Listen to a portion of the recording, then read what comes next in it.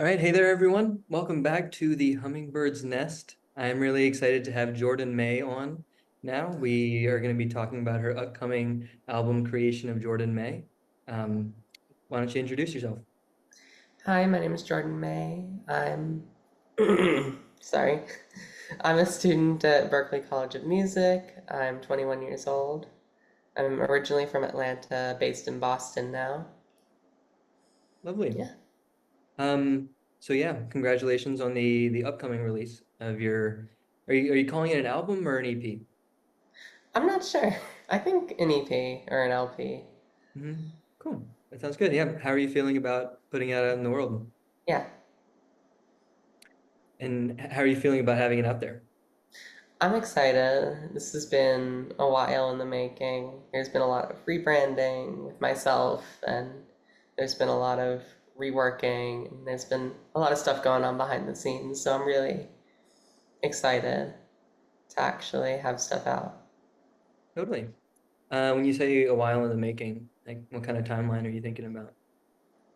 When I think about like where I started with music, I like to think the start of like my career actually began before my transition, and then I took all that down, I rebranded, Okay. I started working with people who actually knew what they were doing in terms of producing and mixing, which I'm not very good at. Mhm. Um, so now we are here, and I'm very happy with where we are. Cool. Sounds good. Yeah, what's it been like? I guess what are you mentioned collaborating with people. What have been some important collaborations for you in the release of this album or I EP? work I work with Eric Briner of Peach Music, Mm-hmm. and he's my mixer. He's not my master, but he has his master that does the mastering for my tracks. And even beyond just doing what I tell him to do in that way, it's also, we're throwing back and forth ideas in terms of arrangement and certain instrumentation. So it's a very creative process. It's not just him listening to me and doing what I tell him. So I like that about it. Mm-hmm. Yeah, that sounds great. Hmm. You mentioned being a student at Berkeley. I guess, are there certain classes you're taking or certain aspects of musicianship that you've been making more of an effort to work on? In terms of classes that I'm taking, this is probably the least interesting semester. You could have asked me that just because I'm taking mostly history classes right now. But for the past few semesters, I've been taking, so I'm a songwriting major. I take classes like advanced lyric writing, songwriting, arranging for songwriters, things like that. And they're all very interesting classes. And I get to write a lot of songs for those classes, which I get to use in my Right. professional career. And vice versa, even I can use some of my professional songs in those classes, which I really like. Mhm. So it works out. Yeah. Um, yeah, I feel like something that is like immediately present with listening to your music is your skill for songwriting. I guess Thank like you. how have you developed your voice over time? Hmm. What? How would you say you've developed your voice over time? My voice. Do you What mean like my physical voice or like a metaphorical thing? more, I guess the way I was thinking about it was metaphorical, but if you want, I'm down for Okay. interpretation. So I guess my music is inspired by like 70s, 80s rock. Like I listen to a lot of David Bowie, Pat Benatar, Heart. I used Mhm. to listen to more Pink Floyd, characters like that. And I'd say that's definitely been the biggest influence on my music. Mhm. There's also a lot of modern influence just because that's what I grow up listening to, or not grow up listening to, but that's what's playing everywhere is just modern pop. So there's definitely influences of like modern indie, rock, Mhm. and the like. Mhm. So, Cool. Um, one of the lyrics that really stuck out to me was on Tarot, where you said, "Children have to pay the debt to time." mhm, Um, I feel like this kind of idea of like childhood and like paying, I guess, just to share my interpretation and what came up for me is I feel like there are certain artists that talk about, or people that talk about how certain underprivileged children kind of have to like grow up faster or like don't get the like innocence of childhood the same way that like people in privileged demographics do. Um, mhm. and so I guess yeah, just to share my interpretation, I guess I what were you love it. what were you Yeah. thinking when you wrote that? So I wrote, I'm gonna branch this out and talk about the whole song, honestly. But that song was really, I was in a place, I was doing this exercise with some friends, and I'm gonna not go into too much detail about where I was at that point, but Okay. um,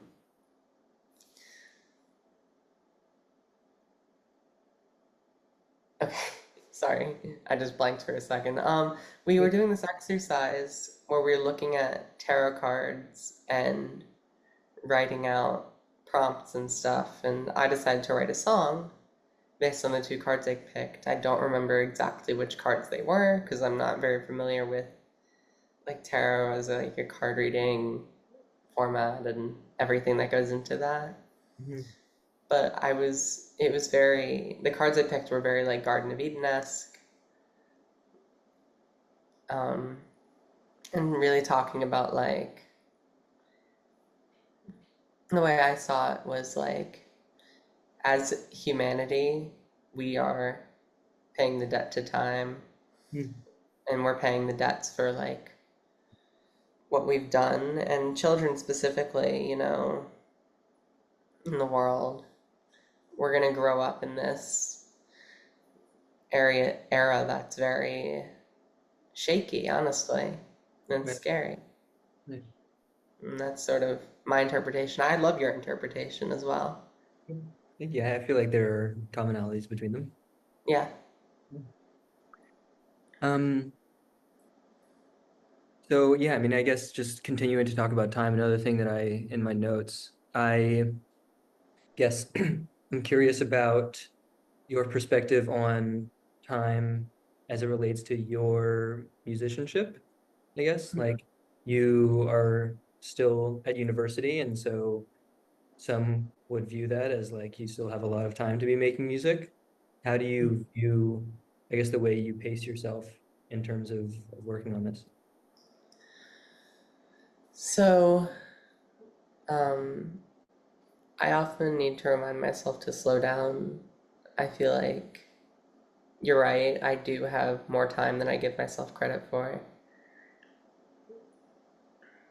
Mhm. Um, sorry. Mhm. I really do have a lot of time. People, I'm not going to drop names, there are people making music well into their later years. And I'm in my 20s. So I do have time. I think especially at Berkeley, one of the biggest things people talk about is like making connections while you're young, you know, meeting with people, writing songs, collaborating. And that I have less time to do, at least at Berkeley, Mhm. because I'm going into my last year. Mhm. So I'll have one more year to meet people. Right.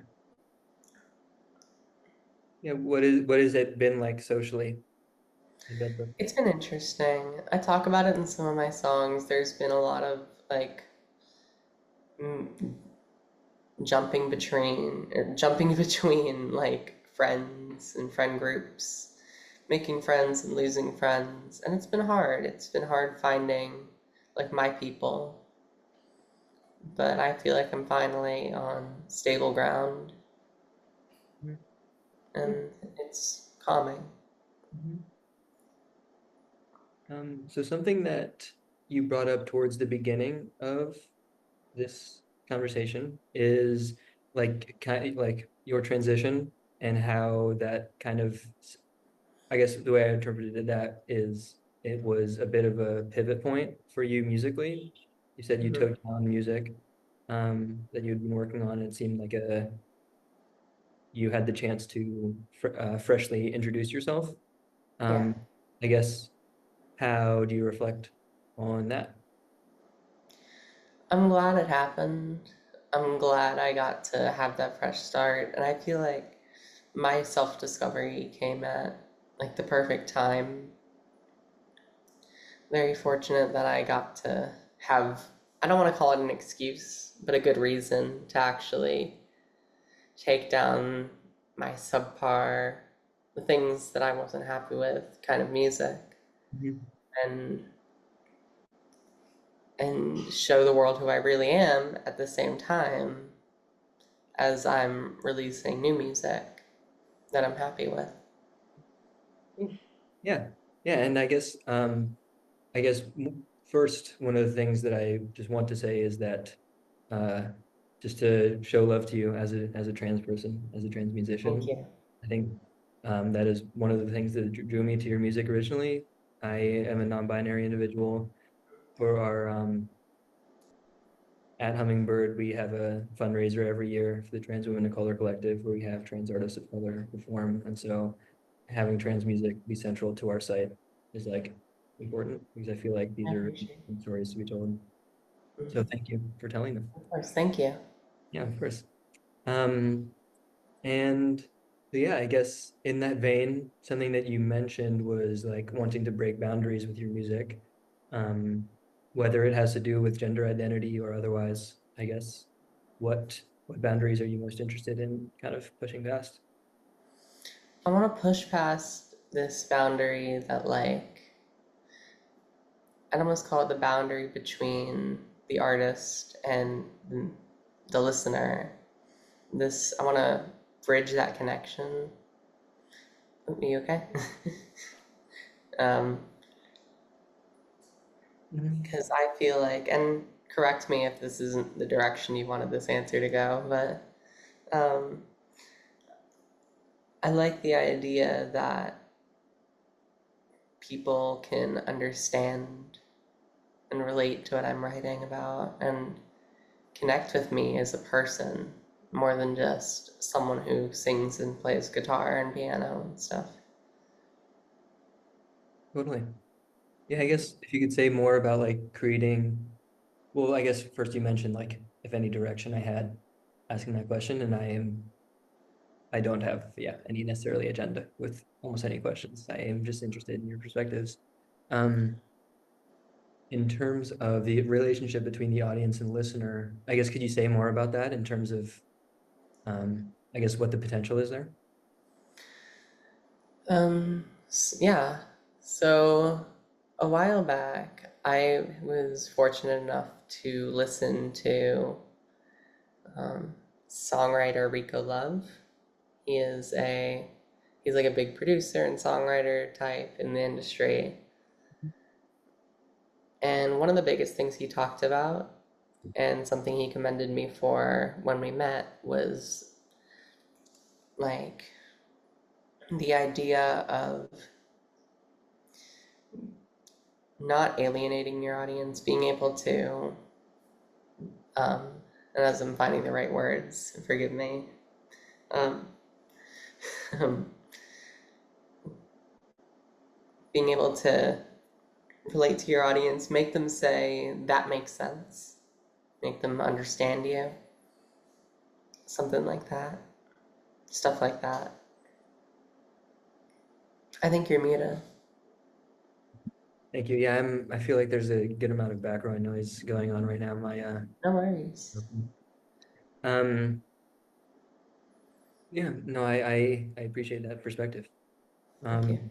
I guess how did that lead to you addressing certain topics in your songwriting? That's a good question. I feel like I had already sort of been, to an extent, taking that to heart, but it definitely did impact how I write. It's something I keep in mind a lot more than I was before. For example, even my song that's coming out, Deranged, or that just came out, um, the idea behind that song is sort of, I feel deranged, I feel crazy. And well, I think that message comes across, correct me if I'm wrong. Um, I, the lyrics in particular are not, or I'm not going to call them bad because I don't think they're bad. I Mm, just think they're different mm, from what I would have written after having heard Rico Love speak. mm. Interesting. I guess how would it have changed your approach? Hmm. I suppose it would have, it's a different timeline. It's hard to say how that song would be different specifically, but it's definitely changed my approach in that I want to make sure I'm getting my point across to the listener just as much as I'm satisfying that emotion in my body, like in Mm, my mind and my heart. mm. Cool. Hmm. Um, in terms of goals for the rest of this year, do you have any in mind? I guess, what are you hoping for from 2024? I'd love to. So after this EP or LP album, after the creation of Jordan May, I'd really like to release more singles. I'd like to start getting a full album in the works. Mhm. So that would be like at least 10 songs. Am I close to that yet? Maybe. You'll have to find out. Um, but I'd also like to focus more on my social media page and just get better at managing that. It's like show people what I'm doing day to day, show people my process, Mhm. and just maybe even like share sneak peeks of music on my social media. Mhm. Yeah, I think people always like hearing about that. I feel like when you talk about the relationship between the audience and the listener, social media can be challenging, but I feel like Yeah. there are certain artists that can strike a good balance. And I don't know how to do it because I cannot keep up a social media page. Like I just it's a challenge. Um, Hmm. but I feel like yeah, just finding whatever is natural. It's kind of Yeah. the best, which I guess is a pretty broad way of saying it, but yeah, Hmm. yeah. Um, are I guess something that I'm just curious about, is fashion something you think about? Do you have certain fashion inspirations? That's an interesting question. I guess day to day, I'm just dressing comfortably for the most part. But in terms of like what I want to wear to like shows, how I want people to see me, I want to, I want to express myself. I want to wear more interesting makeup than I usually do. When I'm doing an actual show, if I ever come to do that, which I plan on doing, that's another thing for 2024 that I'd like to get off the ground. Mhm.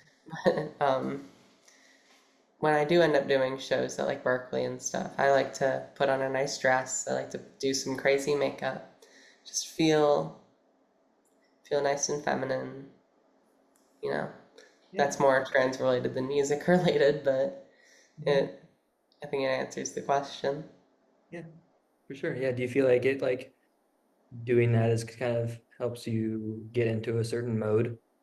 Absolutely. Mhm. definitely helps me feel more. Being feminine feels really true to me. I feel like I'd always wanted that growing up, and I never really had the opportunity. Mhm. And now that I'm actually there, and I want people to see that side of me. Totally. Even when I'm Um, like rocking out on, sorry, I just wanted to, even when I'm like rocking out on songs like Deranged and some upcoming songs. Sorry, I didn't mean to cut you off. no, no, no. Yeah, likewise. Um, Hmm.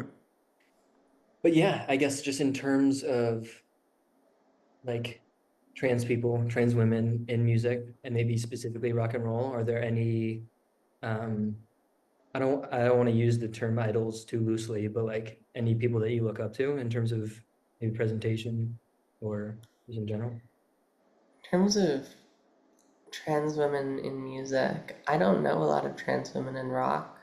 Mhm. I think one of my red flags is that my music taste is very focused on the 70s and 80s, which wasn't the best time for trans people. Not that things have gotten that much better, but socially things are more acceptable now. Um, that being said, in terms of queer artists, I know Bowie comes to mind as being debatably queer, a queer icon. Um, I believe he was bisexual. I don't know though, so don't quote me on Okay. that. But um, his playing comes to mind. In terms of female artist, Pat Benatar really comes to mind as like having a rockin' female voice. Cool. I just saw her in concert actually in like at the LA County Fair in what month was that? Was that June or May? I don't remember. My memory is really bad. Cool. How was that show? That show was great. She did a great job. Her guitarist Neil Dorado, if you don't know, they're married. Neil Okay. Dorado and Pat Benatar are amazing performers together. They've been performing together like for their whole careers. It's crazy. Hmm. Well, I think they're iconic. yeah, Mm. no, I am unfortunately understudied in this area of music, No specifically worries. 70s, 80s rock. Like, Mhm. how do you spell Benatar? Mhm. Oh, Benatar. Cool. I got it right. Let me go. I'll check her out. Yeah, Cool.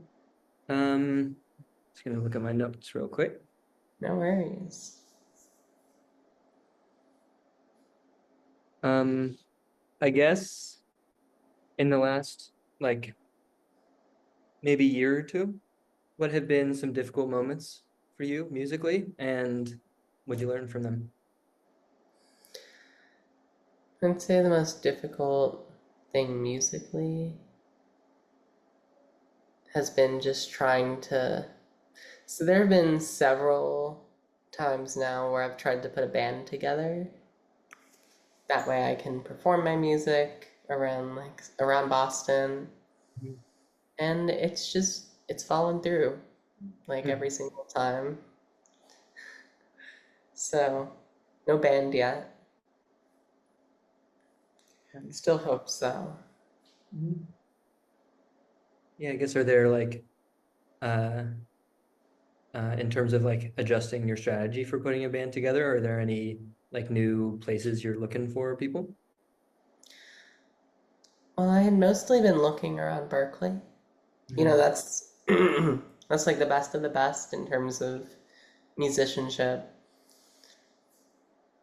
And I look around Berkeley and I find that people are just so busy all the time. People have their own schedules to focus on. I Right. don't know how people put a band together. It's kind of crazy. Mhm. And Yeah. people do it. There are Berkeley bands that tour around. I know some Berkeley people that are in bands that like tour around Boston. I know people that have toured around like the whole New England area. Mhm. Mhm. Um, in terms of growing up in Atlanta, did you go see music very often? I guess what role did music play in your childhood? So growing up, like before seventh or eighth grade, music was not a big part of my life. It was just something I heard every now and then. And then I wanted to learn piano. So I started learning piano. I joined a rock band class in eighth grade. My bad. I learned piano in seventh grade, joined the rock band class in eighth grade. And that's where my love for music really flourished. I did musical theater in high school as well. So while I was writing and playing and stuff, I was also acting, which was interesting. Mhm. Cool. How do Yeah, you how do you reflect on that, and are you interested in doing that going forward, like maybe in like music videos potentially? maybe. I'd love at some point to write a musical.